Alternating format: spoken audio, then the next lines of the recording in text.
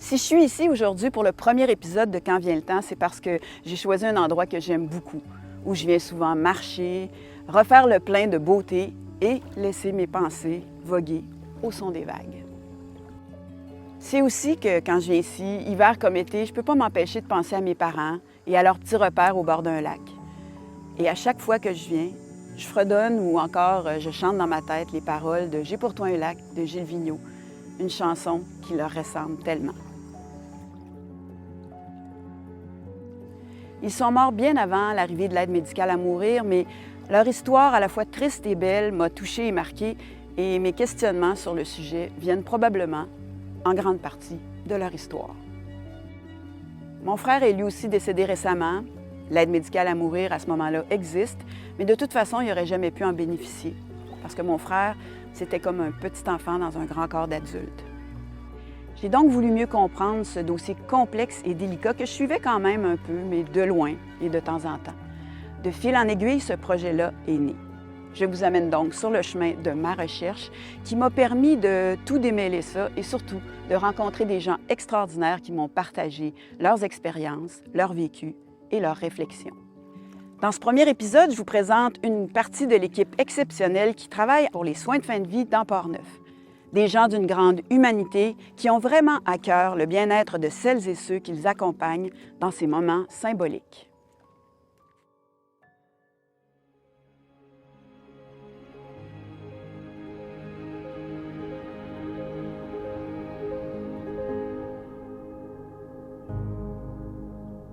Jusqu'à maintenant, dans le cadre des lois actuelles, j'ai pu donner l'aide médicale à mourir à plus de 200 personnes. Et ça m'a permis de mieux analyser et de mieux voir c'est quoi l'aide à mourir du côté du médecin qui est chargé de l'appliquer. Jusqu'à maintenant, on s'est intéressé beaucoup, puis évidemment, c'est tout à fait compréhensible, aux préoccupations du malade lui-même, aussi un peu aux préoccupations de sa famille et tout. Mais on a comme un peu passé sous silence qu'est-ce que le médecin qui est chargé, finalement, qui prend la responsabilité d'un dossier d'aide à mourir, qu'est-ce qu'il ressent au moment où on a passé à travers toute l'évaluation, que le patient est jugé éligible, qu'il y a eu donc un contact très intense entre ce médecin-là et le patient.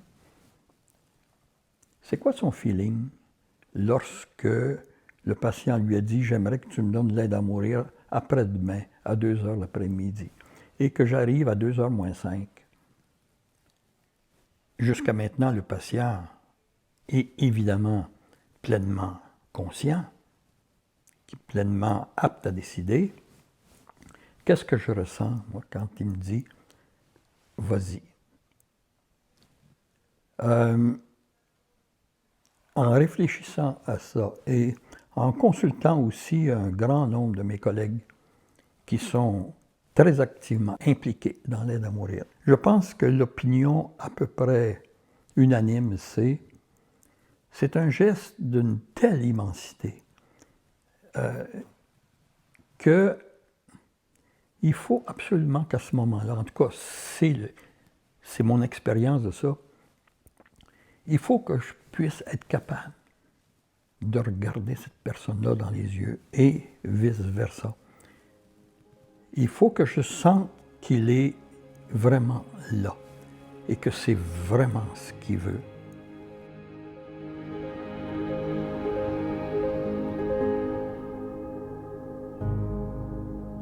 Fait que j'ai commencé un peu l'aide médicale à mourir là, sur le tard. Là.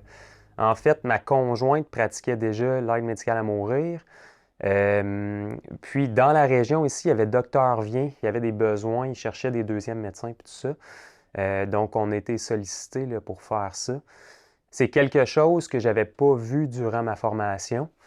Donc j'avais pas les bases puis tout ça. Puis comme j'ai été chapeauté par ma conjointe là, et Docteur Vient là, pour apprendre comment administrer puis le processus de l'aide médicale à mourir. Après 2-3 cas, là, j'ai pu j'ai pu voler de mes propres ailes. C'est vraiment quelque chose que j'apprécie faire. Les gens ont l'impression que c'est quelque chose de très, très difficile, puis qu'on devient très émotif, mais c'est pas vraiment la chose que j'apprécie le plus faire là, dans ma pratique. Là. C'est paradoxal. Là. Les familles, les patients sont excessivement contents de nous voir quand on arrive. Les gens sont très, très reconnaissants. Là. Tant les familles, les patients, quand on vient faire les évaluations rapidement, on développe un lien serré rapidement parce que ils sont en fin de vie puis les gens s'ouvrent à nous. Là, ça. Pour ça, pour moi, là, cette espèce de valorisation-là et reconnaissance-là, ça fait que j'apprécie beaucoup ce champ-là dans ma pratique. Là.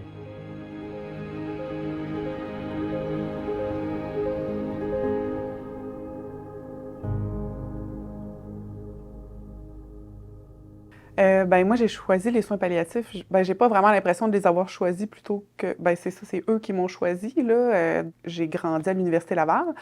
Puis, dans le curriculum, il faut qu'on fasse un petit stage de soins palliatifs d'1 semaine à l'externat. Ça peut dire j'ai comme tombé en amour là, avec les gens, la relation d'équipe, puis... surtout, c'était très valorisant de pouvoir faire une différence pour pour soulager les gens. Puis, beaucoup de défis quand même intellectuels, là. Tu sais, c'est sûr que quand on va en médecine, on s'attend à être stimulé puis à avoir des questionnements. Mais c'est un peu sous-estimé, mais les soins palliatifs, on a beaucoup, beaucoup de questionnements aussi. J'ai recherché dans mes stages après à avoir des cas de soins palliatifs. J'ai fait... des stages de plus quand j'étais résidente en médecine familiale. J'en ai fait un à l'Hôtel-Dieu où là, c'était clair que je voulais que ça soit vraiment une bonne partie de ma pratique. L'Hôtel-Dieu de Québec, c'est un centre d'oncologie tertiaire. Fait que ça, là, les cas, ça draine des cas d'une bonne partie de la région là, plus complexes, plus jeunes aussi.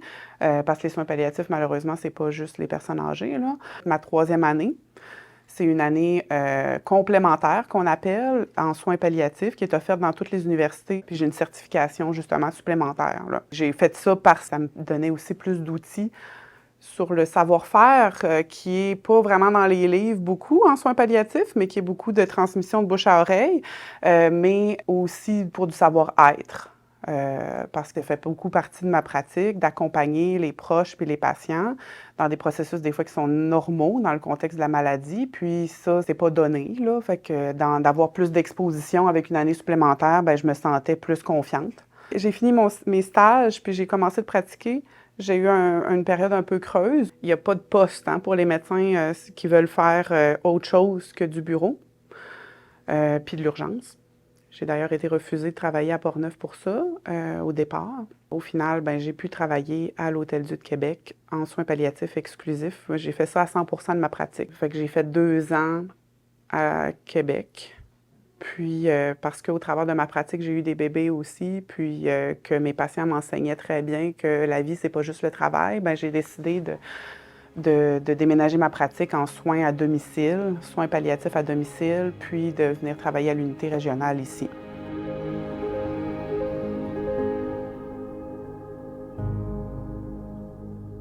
Je suis travailleur social en soins palliatifs à domicile dans le comté de Portneuf depuis 2017. Pourquoi avoir choisi les soins palliatifs? C'est drôle parce que quand j'y pense, depuis mon tout jeune âge, avant que les hormones embarquent, je voulais être un prêtre. J'ai toujours fait un lien, je me suis toujours dit que d'être en soins palliatifs, ça faisait un lien un peu avec ça parce que les soins palliatifs, c'est la fin de vie. C'est un moment qui est significatif et qui est hautement symbolique dans la vie d'une personne. On en a peu des moments comme ça, un mariage, une naissance, une diplomation. Puis je me compte privilégié de rencontrer autant de familles dans des moments comme ceux-là. Moi, ce qui est important dans mon travail, c'est que je fais les soins palliatifs à domicile. Alors, l'aide médicale à mourir, c'est une partie de qu'est-ce que je fais, parmi les autres options, les trajectoires de fin de vie que les gens dans lesquels vont s'impliquer. Alors, les gens peuvent décéder d'une façon plus traditionnelle, comme on voit dans une unité de soins palliatifs. Les gens peuvent maintenant aussi avoir une sédation palliative continue. Puis, parmi les choix qui s'offrent à eux, il y a aussi l'aide médicale à mourir.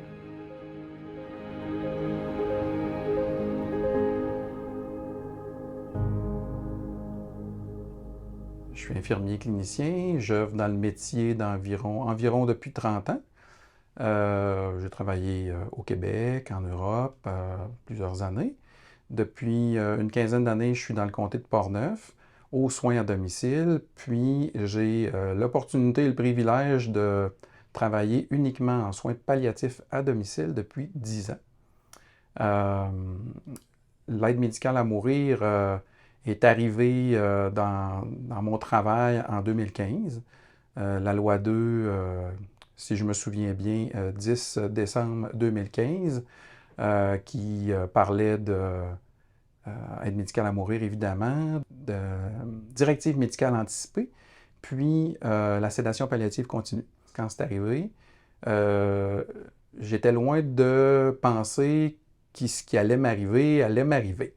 Je m'étais tout à fait préparé pour faire de l'aide médicale à mourir. Je connaissais tous les standards, je regardais les directives du Collège des médecins, puis bon. Et contre toute attente, ce qui m'est arrivé en premier, c'est une sédation palliative continue à domicile. J'ai fait « Oh, allons faire une lecture ». Et puis, ça a débuté avec la sédation palliative, qui est comme la suite des soins palliatifs à domicile, les soins de fin de vie. La sédation palliative, ça nous permet de faire une sédation, endormir les gens pour les dernières 2 semaines de vie quand les gens ont des symptômes réfractaires.